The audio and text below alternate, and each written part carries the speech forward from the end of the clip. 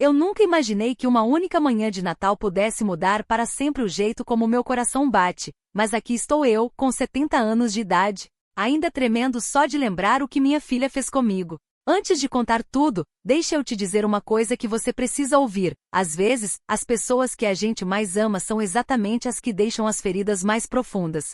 E às vezes, essas mesmas feridas nos ensinam a nos levantar de novo. O que aconteceu naquele Natal não foi só dor, foi um despertar. Acordou dentro de mim algo forte, algo que eu nem sabia que ainda vivia no coração de uma velha como eu. Se um dia você já se sentiu esquecido, abandonado ou empurrado para o canto pela própria família, a minha história vai falar com você de um jeito que você nunca vai esquecer. Fica comigo, porque o que veio depois da dor vai te surpreender. Antes de continuar, deixa eu te falar uma coisinha. Se você gosta de histórias que tocam a alma de verdade, se inscreve no canal. Que seus dias sejam de paz, suas noites quentinhas e que a vida sempre te traga carinho. O apoio de você significa mais para uma pessoa da minha idade do que vocês podem imaginar. Meu nome é Marilda Sorelli, e como eu disse, tenho 70 anos. Nasci numa cidadezinha do litoral, fui criada com valores simples, e passei a vida inteira acreditando que o amor, principalmente o amor de mãe, nunca seria pago com silêncio. Mas a vida tem uns jeitos estranhos de dar lição. Minha filha, Camila, já foi a luz da minha vida. Foi a criança que carreguei no colo doente nas tempestades, a menininha que eu trançava o cabelo toda manhã, a moça que eu passava noites em claro preocupada quando estava na faculdade. Eu sonhava envelhecer com ela do meu lado, ouvindo a risada dela, vendo a família dela crescer. Jamais imaginei que um dia ela fosse me tratar como um peso que ela queria evitar. Naquele Natal, acordei cedo, bem antes do sol tocar as janelas embaçadas de gelo. Já tinha embrulhado os presentes dela dias antes, um cachecol feito à mão, uma foto emoldurada do pai dela, e um livro que ela amava na adolescência. Preparei chá de gengibre, as mãos tremendo de idade e de ansiedade. A Camila tinha prometido que vinha me buscar às 10 da manhã pra gente comemorar na casa dela, a casa que eu ajudei a pagar quando ela saiu de casa pela primeira vez. Fiquei olhando pro relógio, contando os minutos como se fosse uma mocinha esperando o primeiro namorado. 10 horas chegaram. 11. Meio-dia. E nada dela. No começo eu mesma inventei desculpa, deve ter atrasado. Talvez a estrada esteja gelada. Talvez tenha dormido demais. Mãe é especialista em inventar motivo pros filhos. Mas conforme as horas passavam, a minha salinha ficava mais fria, o silêncio mais pesado. Liguei uma vez. Ninguém atendeu. Liguei de novo. Nada. Na terceira vez nem chamou, caiu direto na caixa postal, como se ela tivesse desligado o telefone. Meu coração apertou de um jeito que eu não sei explicar. Ainda não era raiva. Ainda não. Era aquela tristeza que entra fundo nos ossos que sussurra: você não é importante o suficiente. Tentei me distrair. Liguei o radinho pequeno. Acendi uma velinha perto do presépio de madeira que eu guardo há décadas. Mas nem a luzinha da vela conseguia aliviar aquela sensação de ter sido deixada para trás. Lá fora, eu ouvia crianças rindo, famílias se juntando, portas de carro abrindo e fechando enquanto o povo chegava para os almoços de Natal. E eu ali sozinha, na mesma cadeira onde um dia embalei a Camila bebê, cantando canções de ninar para a cabecinha quente dela. A lembrança parecia um fantasma sentado do meu lado, me lembrando de todos os anos que eu dei para ela sem nunca esperar nada em troca. Lá pelas 2 da tarde, finalmente chegou uma mensagem. Não uma ligação, nem um áudio. Só um torpedo frio curto. Mãe, desculpa. Resolvemos comemorar só nós hoje. Quem sabe outra hora. Outra hora. Como se Natal fosse uma terça-feira qualquer. Como se uma mãe de 70 anos não tivesse passado a manhã inteira esperando com a esperança frágil nas mãos. Fiquei olhando para a tela, lendo e relendo, tentando entender como a criança que chorava se eu saísse um minuto do quarto agora me deixava sozinha no dia mais família do ano. Eu não chorei logo de cara. Você pode achar que chorei. Mas não, as lágrimas vieram depois. Naquele momento, algo dentro de mim simplesmente calou. Como se uma porta fechasse devagarinho. Não bateu com força. Foi só um clique suave, definitivo. Um estalo. Foi o instante em que a dor começa a mudar de forma. Quando a tristeza começa a endurecer e virar outra coisa. Uma coisa que não grita, mas que espera. Passei o resto do dia sentada naquela cadeirinha, as mãos no colo, olhando para os presentes que eu tinha embrulhado com tanto amor. Eu quis dar calor. Ela me deu vazio. Eu quis dividir lembranças. Ela me deu distância. Eu quis ser incluída. Ela me tornou invisível. E conforme as sombras da noite iam se esticando pelo chão, meu coração sussurrou algo que eu nunca tinha ouvido dele antes. Ele disse: chega. Esse sussurro foi ficando mais forte conforme a noite avançava. Quanto mais eu pensava no passado, nos sacrifícios, nas noites acordada cuidando da febre dela, nos momentos que eu a apoiei nas dores de amor, mais eu sentia uma força estranha crescendo dentro de mim. Não era raiva. Não era ódio. Era um tipo novo de dignidade. Uma voz quieta, mas que subia dizendo: você merece mais do que ser esquecida. E naquela noite, sozinha com o relógio fazendo tic-tac como única companhia, eu tomei uma decisão. Uma decisão que mudaria tudo, não com vingança barulhenta, não com crueldade, mas com algo muito mais forte do que isso. Algo que a Camila jamais esperaria de uma velha como eu. Se você ainda está aqui comigo, vem mais pertinho um instante, porque o que aconteceu depois daquela noite de Natal solitária é que a história de verdade começa. As pessoas acham que o coração de quem já é velho fica mais fraco com o tempo, mas a verdade é que quando alguém nos machuca fundo, a gente sente de um jeito que os jovens nem imaginam. O que eu fiz depois não foi planejado, não foi por raiva, foi a força quieta de uma mulher que finalmente entendeu o próprio valor. Então escuta com atenção, porque é aqui que tudo começa a mudar. Naquela noite, enquanto o vento frio sussurrava pelas frestas das minhas janelas velhas, eu fiz uma promessa para mim mesma. Simples, eu não ia mais correr atrás de quem decidiu que eu não importava. Meu nome é Marilda Sorelli e aos 70 anos, eu descobri uma coisa que levei a vida inteira para entender: amor tem que ser retribuído, não implorado. E na manhã seguinte eu acordei com uma clareza que eu não sentia há anos. Meus olhos abriram antes do sol nascer, o céu ainda num cinza pálido. Mas dentro de mim tinha uma coisa que brilhava quentinha. Ainda não era felicidade. Era algo mais quieto. Dignidade, acho. A dignidade de finalmente me escolher. Pela primeira vez em muito tempo, eu não peguei o celular para ver se a Camila tinha mandado mensagem. Não fiquei segurando esperança como se fosse um enfeite de vidro. Levantei, fiz meu chá e fiquei olhando a luz suave do amanhecer rastejar pelos telhados. E naquele silêncio dourado eu sussurrei: eu não vou mais ser invisível. Os dias seguintes foram lentos, quase pesados de tanto refletir. Pensei na vida da Camila, a correria dela, os amigos, as festas, o mundo que ela construiu e que de algum jeito não tinha lugar para mim.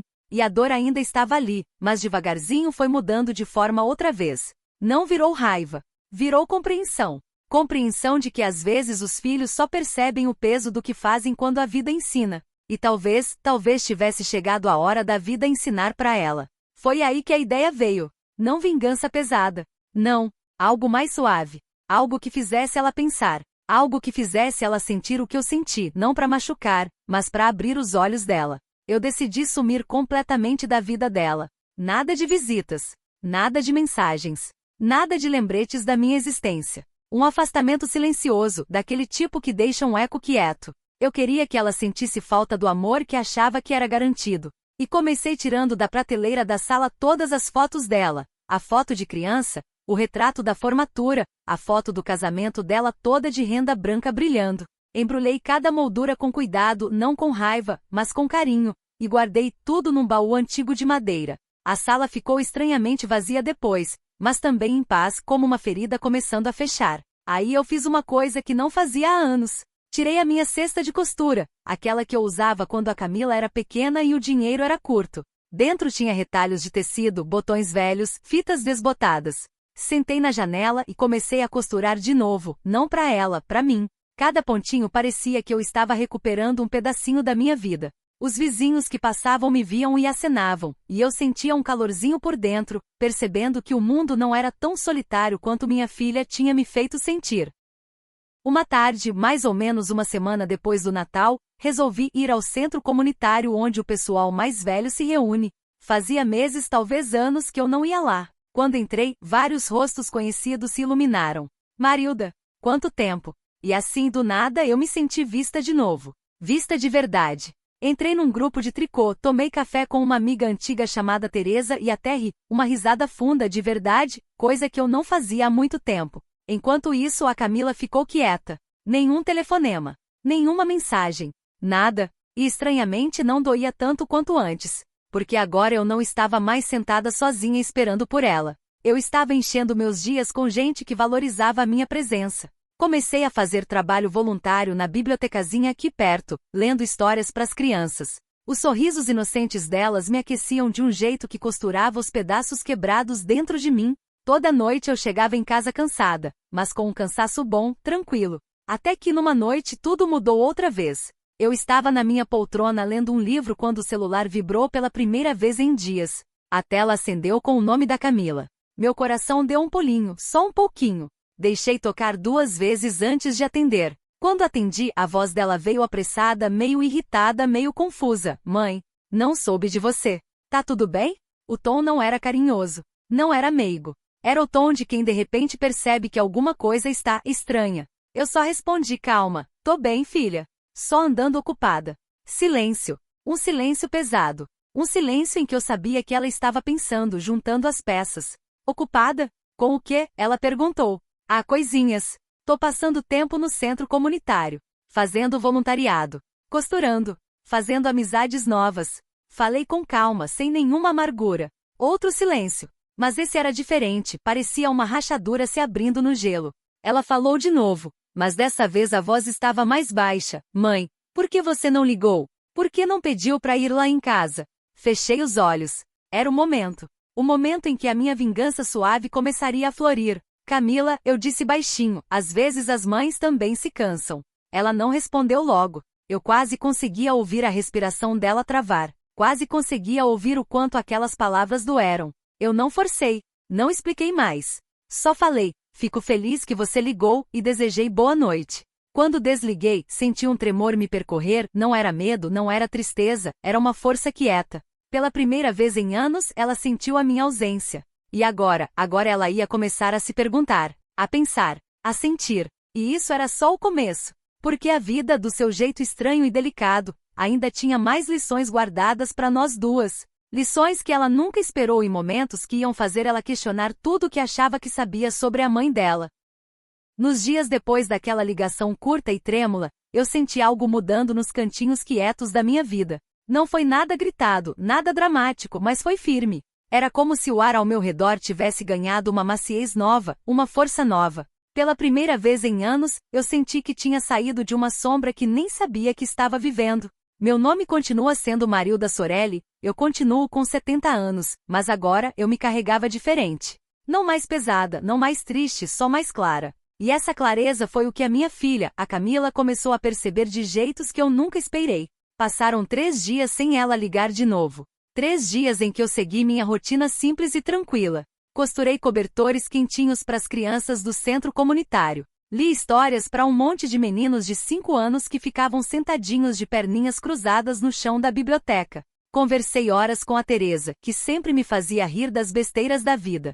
E nesses momentos eu percebi uma coisa linda, eu não estava mais esperando. Não esperando o telefone tocar, não esperando uma filha lembrar que eu existia, não esperando um amor que só aparecia quando era conveniente. Mas a vida tem um jeito de trazer as coisas de volta quando a gente menos espera. Na 4ª manhã, enquanto eu mexia uma panela de mingau no meu fogãozinho, ouvi uma batida na porta. Uma batida suave e insegura. Limpei as mãos no pano de prato, abri, e lá estava ela. A Camila. Minha filha. Parada na minha porta com o cabelo preso num coque bagunçado, sem maquiagem, os olhos vermelhos de quem não dormiu direito. Ela parecia menor, menos segura do que eu lembrava. Mãe, ela sussurrou. Não alto. Quase com medo que a palavra quebrasse. Afastei o corpo para ela entrar. Ela andou devagar, os olhos percorrendo a sala. E quando viu os espaços vazios onde ficavam as fotos dela, alguma coisa mudou dentro dela. Eu vi acontecer no rosto dela. O entendimento, a culpa, a lembrança da mãe que ela achava que era eterna.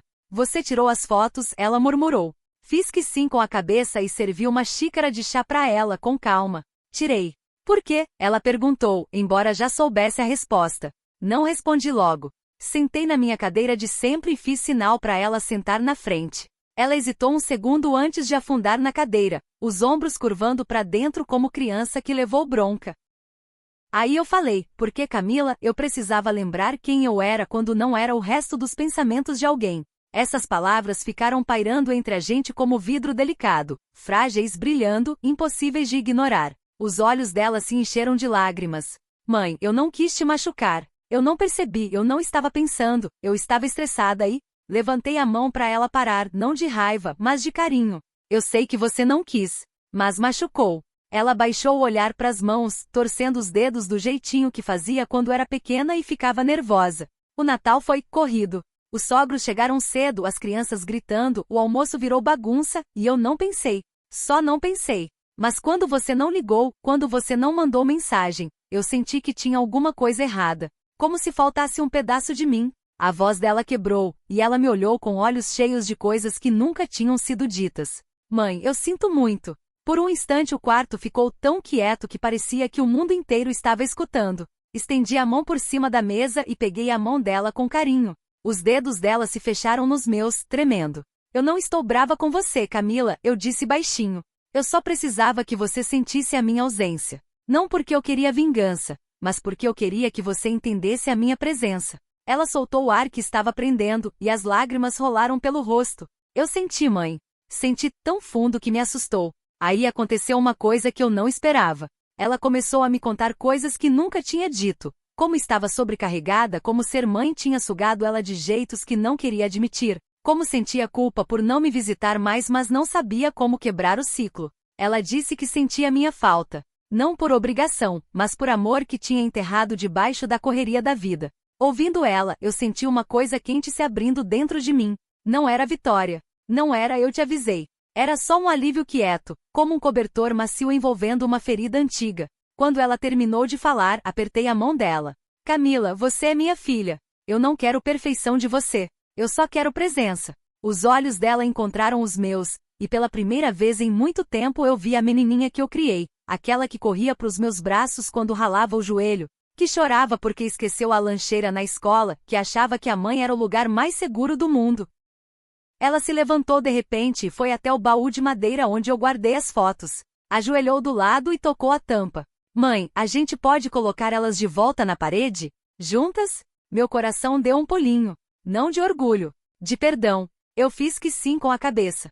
Pode, querida. A gente pode. E foi o que fizemos. Uma moldura de cada vez, fomos devolvendo pedaços de uma vida que as duas tínhamos deixado de lado. Quando penduramos a última foto, a do casamento dela, ela sussurrou, eu quero você com a gente no próximo Natal. Não como visita, como família. Eu sorri, sentindo as lágrimas se juntando no canto dos olhos. Eu ia gostar muito. Antes de ir embora, ela me abraçou. Um abraço longo, quente, tremendo. Daqueles que carregam pedido de desculpa, amor, arrependimento e esperança tudo junto. Quando ela se afastou, beijou minha testa e disse, eu não vou esquecer de novo.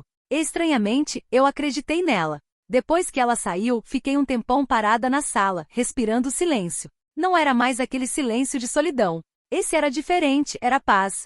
Daquela que se acomoda devagarinho na alma. Eu entendi uma coisa ali, às vezes a vingança suave não é machucar ninguém. Às vezes é só deixar a pessoa sentir o seu valor. E quando ela finalmente vê, a cura começa. Se a minha história te tocou, pense em se inscrever no canal. Que o seu coração sempre encontre o amor que merece.